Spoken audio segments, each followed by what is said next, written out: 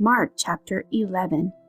Now when they drew near Jerusalem to Bethphage and Bethany at the Mount of Olives, he sent 2 of his disciples, and he said to them, "Go into the villages opposite you, and as soon as you have entered it, you will find a colt tied, on which no one has sat. Loose it and bring it. And if anyone says to you, 'Why are you doing this?' say, 'The Lord has need of it,' and immediately he will send it here."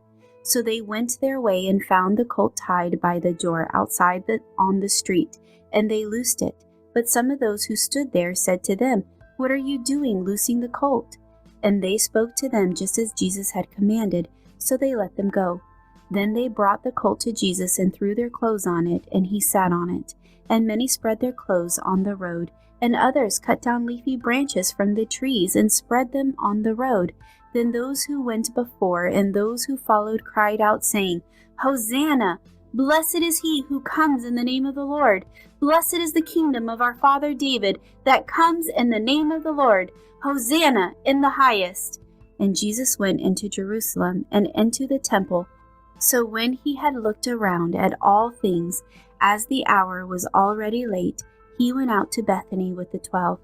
Now the next day, when they had come out from Bethany, he was hungry, and seeing from afar a fig tree having leaves, he went to see if perhaps he would find something on it. When he came to it, he found nothing but leaves, for it was not the season for figs. In response, Jesus said to it, "Let no one eat fruit from you ever again." And his disciples heard it. So they came to Jerusalem. Then Jesus went into the temple and began to drive out those who bought and sold in the temple, and overturned the tables of the money changers and the seats of those who sold doves.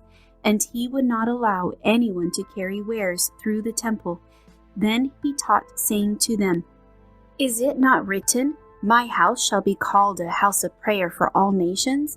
But you have made it a den of thieves." And the scribes and chief priests heard it, and sought how they might destroy him, for they feared him, because all the people were astonished at his teaching. When evening had come, he went out of the city. Now in the morning, as they passed by, they saw the fig tree dried up from the roots. And Peter, remembering, said to him, "Rabbi, look, the fig tree which you cursed has withered away." So Jesus answered and said to them, "Have faith in God, for assuredly I say to you, whoever says to this mountain, 'Be removed and be cast into the sea,' and does not doubt in his heart, but believes that those things he says will be done, he will have whatever he says.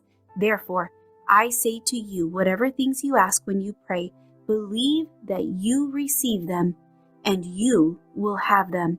And whenever you stand praying, if you have anything against anyone, forgive him, that your Father in heaven may also forgive you your trespasses. But if you do not forgive, neither will your Father in heaven forgive your trespasses."